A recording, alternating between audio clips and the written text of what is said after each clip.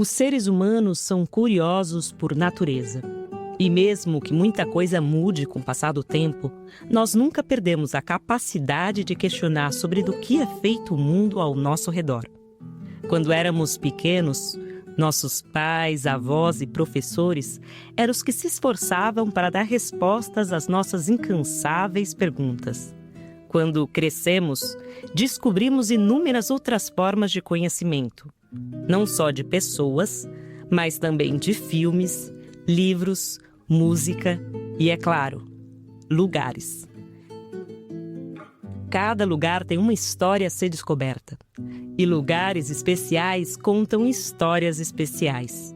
Se você contar a história do seu bairro, que lugares não poderia ficar de fora?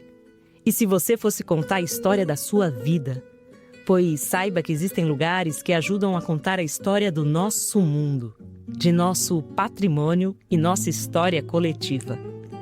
Alguns desses espaços são tão importantes que são chamados de sítios do patrimônio mundial. Neste podcast, a gente quer te apresentar alguns desses lugares e que histórias eles nos contam sobre o nosso mundo de hoje. Meu nome é Luísa Romão e você está ouvindo um episódio de Seu Patrimônio, Sua História, um podcast da Unesco sobre sítios do patrimônio mundial na América Latina e no Caribe. Lugares que contam nossas histórias. Episódio 2. Mudanças climáticas. Patrimônio ameaçado em um mundo em transformação.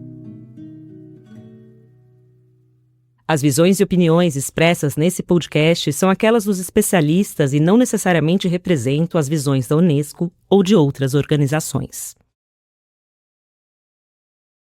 No nosso primeiro episódio, aprendemos mais sobre o patrimônio dos povos escravizados de origem africana e falamos sobre como preservar a memória é fundamental para entendermos a nossa sociedade atual.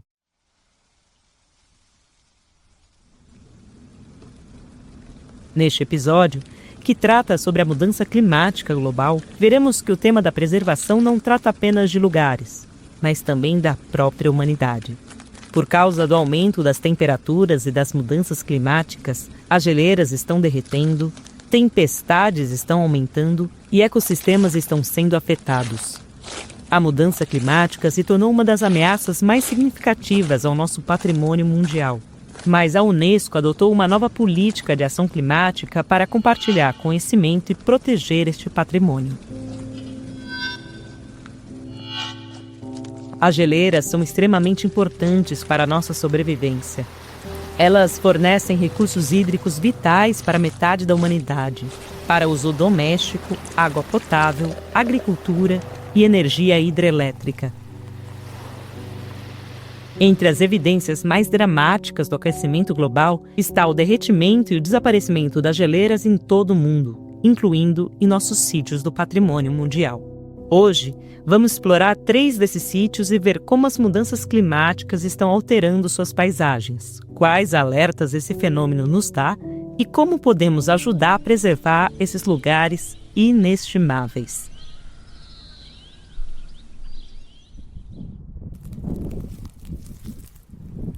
Imagine uma parede gigantesca de gelo ao redor de um vale onde vivem milhares de pessoas. A vida nas proximidades segue normalmente. As pessoas estão ocupadas com a escola, com o trabalho, objetivos, sonhos e desejos. E então, acontece um grande estrondo.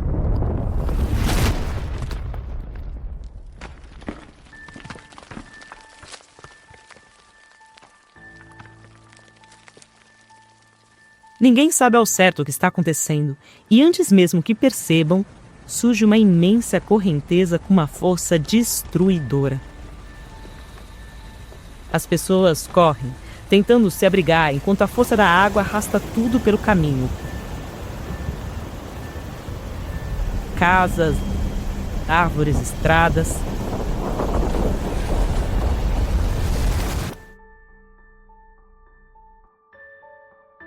Essa cena tenta descrever o que acontece quando ocorre uma GLOF, uma inundação por erupção de lago glacial. Apesar de parecer uma cena de filme, eventos como esses são cada vez mais frequentes. Quando uma geleira enfraquece por conta do aquecimento global, sua estrutura pode entrar em colapso e despejar de uma só vez o lago que se forma dentro dela. Toda essa água produz inundações terríveis. Um estudo recente da revista científica Nature, uma das mais importantes do mundo, conclui que atualmente 15 milhões de pessoas em todo o mundo vivem em regiões com risco de GLOFs. E esse é apenas um dos efeitos imediatos da mudança climática e dos eventos climáticos extremos. Um mago olha para uma bola de cristal em busca de respostas ou visões do passado e do futuro. Nosso primeiro especialista convidado busca respostas e previsões utilizando a ciência. Meu nome é Thales Carvalho Rezende e trabalho no Centro do Patrimônio Mundial da Unesco. Meu trabalho consiste em apoiar o trabalho da Unesco no monitoramento do estado de conservação de todos os sítios naturais listados como Patrimônio Mundial.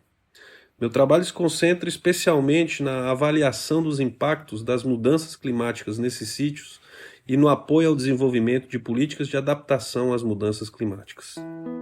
Em vez de uma bola de cristal, Thales usa dados para observar como o aquecimento global tem afetado as geleiras. Mais ou menos 18.600 geleiras foram identificadas em 50 sítios do Patrimônio Mundial. Uma das evidências mais dramáticas de que o clima da Terra está aquecendo é o recuo e o desaparecimento das geleiras em todo o mundo. As geleiras nos sítios do Patrimônio Mundial dão uma visão geral bastante representativa da situação geral das geleiras no mundo, pois elas representam quase 10% das geleiras identificadas na Terra. Elas incluem, por exemplo, a mais alta, ao lado do Monte Everest, a mais longa, no Alasca, e as últimas geleiras remanescentes na África, entre outras. Thales participou de um estudo que concluiu que desde o ano de 2000, essas geleiras têm derretido muito rapidamente. Hoje, há um ritmo de pelo menos 58 bilhões de toneladas por ano. Dependendo de onde você mora, você pode estar pensando, mas como o derretimento das geleiras vai me afetar? Eu não moro próximo a nenhuma área de risco. É claro que alguns lugares podem sofrer mais diretamente o derretimento das geleiras, com inundações como aquelas de que falamos no começo do episódio. Mas, na verdade, todos nós podemos ser afetados de alguma forma porque as geleiras são muito importantes para a vida na Terra. Pois fornecem recursos hídricos vitais para metade da humanidade. Quando as geleiras derretem rapidamente, milhões de pessoas enfrentam a escassez de água e o aumento do risco de desastres naturais, como inundações. E outros milhões podem ser deslocados pelo aumento resultante do nível do mar. Um dos locais mais impressionantes pelo tamanho e pela beleza é o Parque Nacional Los Glaciares, na Argentina. Imagine uma paisagem encantadora, com enormes montanhas, florestas, lagos e imensas paredes brancas de gelo. Tudo isso em um enorme campo a perder de vista. Essa é parte da experiência de estar no Parque Nacional Los Glaciares, que recebe mais de 600 mil visitantes todos os anos. O Parque Nacional Los Glaciares. O Parque Nacional Los Glaciares, criado em 1937, foi inscrito na lista do Patrimônio Mundial da Unesco em 1981, principalmente em torno das geleiras, mas também a sua flora e a presença de fauna em perigo de extinção.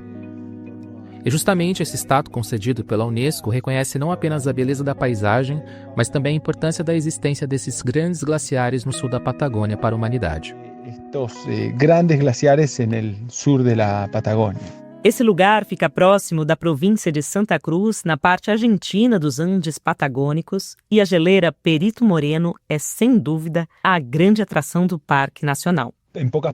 Em poucas palavras, podemos dizer que protege mais de ou contém mais de 2.500 km² de gelo do território argentino.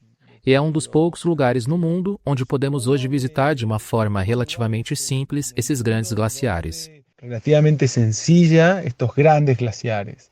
Este é Lucas Ruiz. Sou pesquisador do Conselho Nacional de Pesquisas Científicas e Técnicas, CONICET, no Instituto Argentino de Nivologia, Glaciologia e Ciências Ambientais. Dedico-me principalmente ao estudo das geleiras andinas sob diferentes aspectos. Por um lado, trabalhamos toda a temática de mudanças nas geleiras para compreender diversos fenômenos. Lucas é uma das pessoas que observam como as mudanças de temperatura causam transformações nas geleiras de locais como o Parque Nacional Los Glaciares. Um deles, por exemplo, e muito importante, é como a mudança climática afeta as geleiras e, entendendo como estão sendo afetadas, entender melhor o que podemos esperar para o futuro. Então, também trabalhamos com todas as projeções futuras sobre o que vai acontecer ou o que poderia acontecer com as geleiras. Cientistas como Lucas estão estudando a dinâmica das geleiras para compreender como elas são afetadas pela mudança climática e pelos eventos climáticos extremos. E a partir daí entender justamente como as geleiras estão retrocedendo e por quê. A geleira Perito Moreno sempre intrigou os cientistas porque, diferentemente de outras geleiras do mundo, ela parecia não ter recuado nos últimos 100 anos. De fato, Los Glaciares é um dos poucos lugares em todo o mundo em que as pessoas podem ter um contato tão próximo com geleiras desse tipo. As demais ficam em locais de mais difícil acesso. No entanto, em Perito Moreno, os cientistas podem realizar o monitoramento das geleiras mais de perto. Mas a geleira começou a sentir os efeitos da mudança climática e dos eventos climáticos extremos. E um aumento da temperatura nos últimos anos, principalmente desde 2017 até agora. Ou seja, podemos dizer que praticamente nos últimos 5 ou 6 anos é que começou esse processo de equilíbrio de massa negativo, como dizem os glaciólogos, ou de perda de massa da Perito Moreno. Este trabalho inclui uma série de técnicas para analisar as geleiras e os lagos glaciais. Sensores remotos, radares, imagens de satélites e estacas de medição são algumas das formas de se coletar dados que posteriormente serão comparados e estudados. Por exemplo, hoje em dia, graças ao monitoramento que estamos fazendo, conseguimos detectar que esse balanço, esse equilíbrio que a geleira Perito Moreno teve, como eu dizia há pouco, nos últimos quase 100 anos, parece estar se rompendo ou começando a enfrentar um desequilíbrio semelhante ao que estão tendo outras geleiras. Uma são as medições que fazemos na parte alta da geleira para compreender quanta neve se acumula na geleira Perito Moreno. Para isso, o que utilizamos é um radar de penetração terrestre, um radar que emite uma onda, e essa onda viaja ao longo de toda a camada de neve e se reflete na superfície da geleira, na superfície de gelo, e por isso podemos calcular qual é a espessura da camada de neve.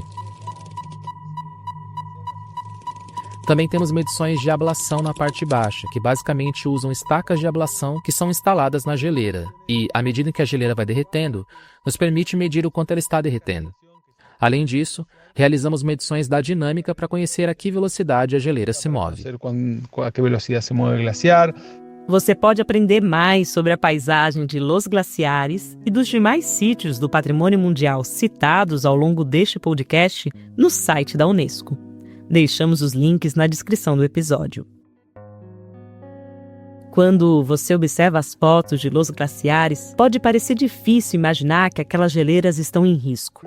Ouça Lucas trazendo alguns exemplos de como as mudanças de temperatura já estão afetando este sítio do Patrimônio Mundial. No caso do Parque Nacional Los Glaciares, um dos principais problemas que a mudança climática está gerando é justamente a redução das geleiras protegidas no parque. E isso afeta, por um lado, como dissemos no início, afeta a indústria turística porque obviamente é o recurso do qual ela depende. Mas também afeta o funcionamento normal das atividades que são realizadas no parque. Com as geleiras diminuindo de tamanho e se tornando mais instáveis, todas as encostas ocupadas por elas têm mais chances de sofrerem com deslizamentos de terra, quedas de rochas e avalanches que podem causar grandes acidentes. Além disso, o recuo das geleiras forma grandes lagos glaciais que podem transbordar e provocar inundações. O que estão deixando, sobretudo essas geleiras que temos na Patagônia, é um monte de pequenos lagos, lagos de montanha, suscetíveis a esvaziamentos repentinos, ou seja, quando uma geleira recua nesse espaço, nesse vale que antes era ocupado pela geleira, agora é um lago, e esses lagos normalmente são instáveis, porque não estão contidos. As geleiras do Parque Nacional influenciam a vida da população local e o ecossistema da região de diversas formas. As geleiras de Santa Cruz são uma das principais fontes de água do rio Santa Cruz, Cerca de 30% da vazão anual do rio se deve ao derretimento delas. Imagine que as geleiras ocupam uma área muito, muito grande. Do lado argentino, temos as gigantescas geleiras Perito Moreno, Upsala e Viedma, mas também as geleiras que formam o chamado Campo de Gelo do sul da Patagônia. Essa extensão de gelo de mais de 12 mil quilômetros quadrados, que representa a maior extensão de gelo que existe no hemisfério sul fora da Antártida. Você pode imaginar a escala do problema que teremos se essas geleiras continuarem derretendo, não é mesmo? Derretimiento ou de pérdida de massas mais elevadas a escala global. Derretimento ou perda de massas mais elevadas em escala global são um dos grandes fornecedores de água para o aumento do nível do mar. Hoje em dia, podemos dizer que aproximadamente 8% do aumento do nível do mar é produto do derretimento ou da perda de massa que existe nas geleiras da região patagônica, principalmente no Campo de Gelo Sul. Da região patagônica, principalmente no Campo de Gelo Sul. Por causa do aquecimento global, em algumas regiões passou a chover mais do que o normal, em outras passou a chover menos. Isso acontece porque um clima mais quente pode alterar os padrões de movimentação do ar e a forma como a água evapora e se condensa na atmosfera. Não estamos falando somente do aquecimento atmosférico, mas também temos que levar em conta que mais de 90% do calor gerado desde a Revolução Industrial foi absorvido pelos oceanos. Esse grande reservatório de energia que temos no nosso planeta, que são os oceanos. E como oceanos funcionam como uma grande esponja que absorve grande parte do calor, a vida marinha acaba sendo afetada. Além disso, os padrões climáticos estão se alterando e o aumento da temperatura é maior em alguns lugares do que em outros. Então é justamente o aumento generalizado da temperatura em escala global que tem uma amplificação em regiões de montanha. Podemos detectar que nas regiões altas do nosso planeta, nas montanhas, os cientistas estão observando uma diminuição das chuvas e um menor acúmulo de neve. E em algumas regiões, como por exemplo na região patagônica e na região dos Andes Centrais, na região do Cuyo, observamos que também está associado a um déficit de precipitação ou uma menor acumulação de neve. Então, essas duas causas, que podemos dizer que estão associadas às mudanças climáticas, um aumento de temperatura e uma diminuição na precipitação, estão afetando fortemente as geleiras da Patagônia e também, obviamente, as geleiras do Parque Nacional Los Glaciares. Mas a mudança climática não afeta somente lugares como geleiras. A seguir, vamos visitar um lugar no Caribe para encontrar uma cidade que enfrenta diretamente os ventos fortes das condições climáticas extremas. Hi, my name is Kevin Farmer. Olá, meu nome é Kevin Farmer. Eu sou diretor adjunto do Museu e da Sociedade Histórica de Barbados. A propósito, o Museu e a Sociedade Histórica de Barbados estão situados no interior de um sítio histórico, que é a cidade histórica de Bridgetown e sua guarnição, inscritas na lista do Patrimônio Mundial em 2011. Bridgetown é uma cidade que cresceu de forma orgânica, diferentemente de outras cidades coloniais caribenhas. Cresceu organicamente e, como tal, assemelha-se mais a uma cidade medieval inglesa ou uma aldeia inglesa, o que significa que tem ruas sinuosas, um traçado serpenteante, muitas ruelas ao longo das quais a cidade cresceu. Agora, como cidade portuária, está situada na costa e ligada por uma estrada costeira a um bairro chamado Guarnição, que era de fato uma guarnição militar criada pelos ingleses em 1780. Isso para assegurar a proteção da tão apreciada colônia de Barbados, cujo principal porto era, de fato, a capital Bridgetown, sendo a Baía de Carlisle o principal ancoradouro. Cerca de 1 milhão de pessoas visitam Bridgetown e sua guarnição todos os anos. Porque sendo uma capital rodeada de muitos edifícios históricos e ruas históricas caminháveis, o visitante está ligado tanto à gastronomia e à cultura como às compras. A visita à região da guarnição, por exemplo, é principalmente uma visita histórica. O visitante está rodeado de edifícios coloniais militares do século XVIII e XIX, nos quais existem pelo menos 2 museus: o Museu e Sociedade Histórica de Barbados e a Casa George Washington. Bridgetown foi um dos primeiros lugares no Caribe que contou com um porto fortificado e teve um papel importante na expansão do comércio inglês nas Américas, que se deu nos séculos 17, 18 e 19. A cidade e suas guarnições são um testemunho muito rico do comércio e da defesa colonial britânica no Caribe e nas Américas, mantendo sua estrutura original por quase 400 anos. A cidade também fez parte do tráfico transatlântico de escravizados. Poderíamos perguntar, quais são os benefícios para a população de ter esse patrimônio histórico? Penso que os benefícios são múltiplos. Para os recém-chegados a Barbados, trata-se de compreender a nossa história e cultura, como exemplificado pelo Patrimônio Mundial da Cidade Histórica de Bridgetown e sua guarnição. Mas para os barbadianos, as pessoas que trabalham no sítio histórico, algumas pessoas vivem diretamente da divulgação do patrimônio e da cultura da cidade, seja criando tours ou tendo restaurantes que preparam comida tradicional, ou simplesmente tendo negócios na cidade que são ajudados pelos visitantes que vêm e compram neles. Assim, as camadas de benefícios são muitas, até mesmo para as pessoas que dirigem táxis que fornecem um meio de transporte. Sobre a importância cultural mencionada por Kevin, é importante notar que Bridgetown era um lugar onde diferentes culturas se encontravam. Pessoas vindas da Europa e da África trouxeram suas tradições e, ao se misturarem, elas criaram uma cultura única, conhecida como uma cultura crioula. Essa cultura mesclada ainda é uma parte importante de Bridgetown atual, um lugar onde as tradições e o patrimônio cultural continuam vivos no dia a dia da cidade. Mas esse lugar, que resistiu a inúmeras transformações ao longo do tempo, hoje enfrenta novos desafios. E os perigos vão além das tempestades e dos furacões. Mas nós também estamos em uma região de terremotos, então temos abalos sísmicos. Há um potencial de tsunamis. Para tentar ajudar a reduzir os impactos desses desastres, Kevin acredita que uma colaboração mais ampla, que permita que o sítio do Patrimônio Mundial se recupere mais rápido e melhor após os eventos, é essencial. E, de fato, não é necessário apenas um vilarejo ou uma nação, mas sim nações para que possamos combater efetivamente as mudanças climáticas. Seja a ajuda direta que é dada após um desastre natural, sejam os mecanismos de monitoramento que permitem que se passe de um momento de recuperação para realmente voltar a uma situação próxima do normal. Portanto, as discussões recentes sobre um fundo global para ajudar as economias que sofrem o impacto negativo das mudanças climáticas se tornam uma prioridade central para um pequeno estado insular em desenvolvimento como Barbados.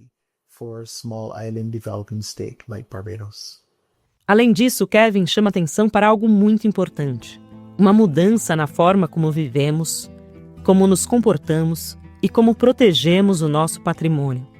Porque precisamos nos adaptar às transformações pelas quais o mundo está passando. E precisamos nos planejar, porque as mudanças climáticas vieram para ficar.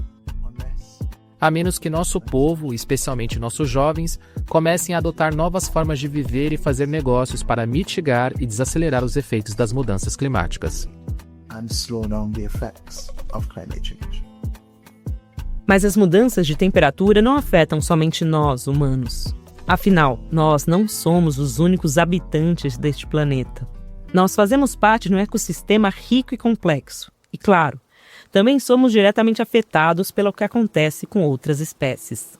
E, acima de tudo, algumas delas têm um valor cultural muito importante para certos povos. Olá, sou Amado Fernandes Islas.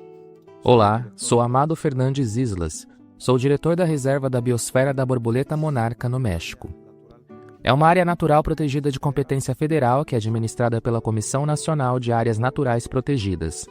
Foi criada em 19 de maio do ano 2000 com o objetivo de conservar e proteger os locais de hibernação da borboleta monarca, bem como as condições ambientais para a hibernação, a reprodução e assegurar o ciclo migratório dessa espécie, além de conservar as florestas e a terra.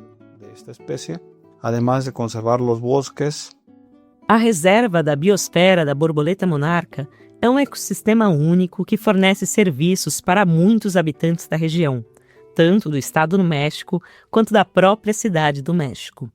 Amado e outras pessoas trabalham na reserva todos os dias, juntamente com as comunidades locais. Lá, a posse de terra é em grande medida de caráter social, integrada por comunidades e pequenos proprietários. Digamos que la tierra no es del gobierno, sino de los Digamos que a pueblos. terra não é do governo, mas sim dos povos que vivem aqui nesta região. Inclusive são povos originários, povos que administram parte desse território, com quem trabalhamos dia após dia para fazer a conservação juntamente com eles. Trabajamos día a día para hacer la conservación junto con ellos. A reserva da biosfera da borboleta monarca tornou-se sítio do Patrimônio Mundial da Unesco em 2008. É uma área natural protegida pelo governo federal mexicano, cujo principal objetivo é proteger as florestas de abetos, uma árvore conífera conhecida no México como oyamel. As monarcas precisam de uma grande e saudável massa florestal para protegê-las dos ventos, da chuva e das baixas temperaturas.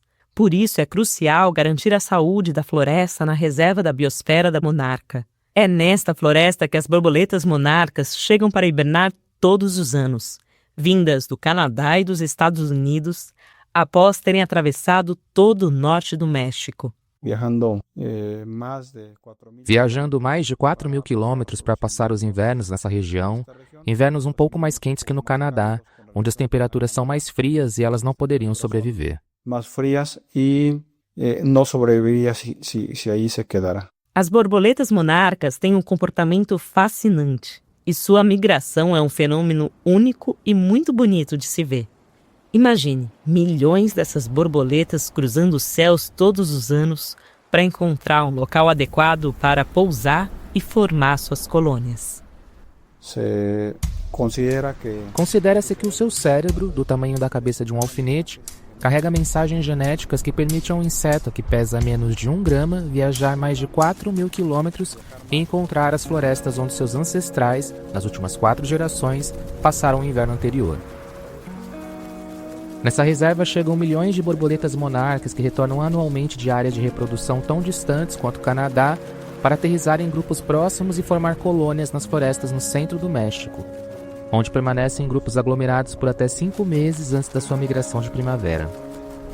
Presenciar esse fenômeno único é uma experiência excepcional da natureza. E os bosques da reserva da biosfera da borboleta monarca são o único lugar onde se pode presenciar isso, pois aqui são protegidos os lugares chaves para a hibernação dessa maravilhosa espécie. protegen los sitios claves de hibernación para esta maravillosa especie. Mas a migração das borboletas monarcas não é apenas um espetáculo visual. Elas, como os demais insetos, são extremamente importantes para outras espécies, inclusive para nós. Toda la humanidad Os insetos são os principais polinizadores das plantas. Elas são a base fundamental para que haja a produção de alimentos dos quais toda a humanidade depende. Se não tivermos insetos, não teremos alimentos. Eles desempenham um papel fundamental, assim como a borboleta monarca. A borboleta monarca se alimenta de flores durante sua migração. Por sua vez, ela poliniza por meio de alimentação que precisa para sobreviver durante vários meses na floresta de oyamel, até que as temperaturas comecem a subir e comece o acasalamento para sua migração para o norte. O que seria sem esses insetos? Definitivamente não haveria produção de alimentos. ¿Qué sería sin estos insectos? Pues definitivamente no habría producción de alimentos. Além disso, as borboletas monarcas atraem muitos turistas para a reserva, ou seja, ainda trazem benefícios para a economia das comunidades locais. Aquí es importante É importante dar oportunidades à população que, como mencionei no início, são pessoas que são donas do território. Gente que vive ali, pessoas que antes deste decreto do ano 2000 realizavam atividades, principalmente silvícolas, mas também atividades agropecuárias, atividades de cultivo de suas terras agrícolas para a produção de seus alimentos, para a conservação inclusive de outras espécies, como os milhos crioulos da região, que contribuem de maneira significativa para a alimentação dessas comunidades, e complementam seus rendimentos ou sua economia com as atividades relacionadas ao manejo florestal sustentável da floresta, onde participam os habitantes da região. los habitantes pues de la región. Outro aspecto importante desta jornada diz respeito não somente a como acontece a migração das borboletas, mas quando. Las mariposas monarcas. As borboletas monarcas sempre chegam a essas florestas em datas muito próximas aos Dias dos Mortos, que no México é celebrado nos dias 1 e 2 de novembro, quando se festejam os entes queridos das famílias. Esses entes queridos que em algum momento partiram e que a cada ano chegam para nos visitar, a cada ano se faz uma oferenda para que eles venham desfrutar do que mais gostavam quando eram vivos e, claro, se fazem altares para eles, se colocam velas, e a tradição diz que as velas são para que as almas não se percam e sejam guiadas para esses altares. Nesse sentido, As borboletas monarcas estão associadas a essas datas dos Dias dos Mortos. Acredita-se que as borboletas são as almas dos falecidos que através delas chegam para nos visitar a cada ano. Estas fechas, al Día de Muertos, se cree que las mariposas son las almas de los difuntos que a través de ellas llegan a visitarnos cada año. É lindo pensar que o voo das borboletas monarcas representa tantas coisas ao mesmo tempo. Chegadas e despedidas, valor estético, econômico e cultural. Também las asocian como uma espécie indicadora. Também são associadas a uma espécie indicadora da colheita, da época da colheita dos milhos. Indicam que o milho chegou à sua maturidade e que é quando devemos iniciar a colheita, que já não teremos nenhum problema de que nosso milho tem algum problema com pragas, porque já está maduro. E na migração na primavera, quando as borboletas monarcas começam a se retirar dos locais de hibernação, indicam que chegou a hora de plantio. Indicam que chega a hora de preparação do terreno para o plantio dos milhos. Bom, mas se a migração das borboletas ocorre por causa da temperatura ideal que elas encontram na reserva da biosfera da borboleta monarca, podemos imaginar que mudanças nessa temperatura podem afetar este evento e tudo o que ele proporciona e significa. O aquecimento do nosso planeta tem efeitos na dinâmica da natureza e, claro, nas migrações. No caso da borboleta monarca, é uma espécie muito sensível que com muita facilidade é afetada por essas mudanças. Que com muita facilidade pode ver-se afetada por estes cambios. Alterações na dinâmica do clima, ou seja, na intensidade e na duração de estações frias e quentes, podem antecipar ou atrasar a migração das borboletas. O que pode acontecer se migrarem antes? Que não encontrem a quantidade de asclépsias que precisam para botar seus ovos. E se esses ovinhos que as monarcas vão deixando nessas plantas chegarem a eclodir? As asclépias são um tipo de planta. A única espécie de planta em que as borboletas monarcas depositam seus ovos. Elas fornecem o alimento assim que as larvas nascem, e se a migração das monarcas ocorre antes do esperado, elas podem não encontrar asclépias ou alimento suficiente para continuar sua jornada de volta para o norte do México. Uma pesquisa recente descobriu que as colônias de borboletas monarcas orientais que hibernam nas florestas do centro do México ocuparam apenas 2,2 acres, ou equivalente a quase 1 hectare, durante a temporada de inverno de 2023-2024, 59% menos que no ano anterior. Os cientistas acreditam que as mudanças climáticas nas áreas de reprodução das monarcas reduziram a quantidade de asclépias. Quando a borboleta monarca faz sua migração para o México, já vem como um adulto, e basicamente vem se alimentando do néctar das flores. Se por situações de extrema seca não as encontrar, não chegará na quantidade esperada nas florestas de Oyamel. Nos estados de México e Michoacán, por outro lado, as temperaturas também podem fazer com que os ovinhos não eclodam totalmente. Isso pode fazer com que as populações de borboleta monarca diminuam nos próximos anos se esse aquecimento continuar como está agora. O voo das borboletas monarcas guarda em si ao mesmo tempo o simbolismo dos espíritos, a esperança de sustentabilidade e a engenhosidade da natureza. Ele nos mostra que uma grande viagem é feita também de sensibilidade, força e cooperação entre todos que compartilham o mesmo ecossistema. O mundo está se transformando, assim como os nossos sítios do patrimônio mundial. E das geleiras da Argentina, passando pelos ventos do Caribe, até as migrações de insetos no México, o que sabemos é que, assim como as borboletas monarcas, temos diante de nós uma importante jornada de conscientização, que precisa ser iniciada agora mesmo.